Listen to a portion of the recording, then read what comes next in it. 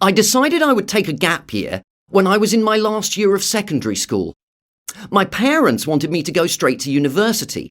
They were keen for me to get qualified and start on a career. But I didn't want that.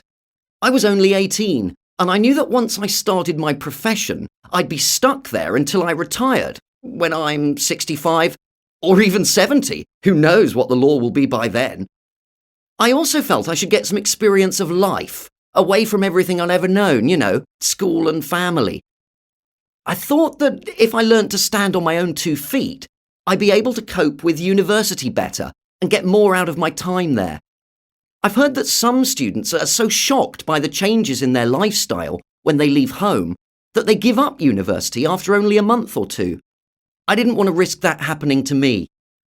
So, I borrowed lots of travel books from the library and started to plan my special year. Whenever I got stressed with my schoolwork, I would look at the programme I'd made and dream of all the countries I was going to see. It kept me going and really encouraged me to work hard. It's good to have goals and aims in life. I think it gives you a purpose.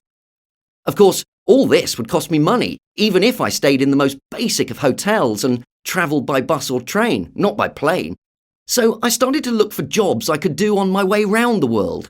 And that's how I finalised my tour, by going to the countries where I could get employment. I started off in September, after I'd got my exam results, and I went to pick fruit in France. Not very far and not very unusual, you may think, but I had a fabulous time.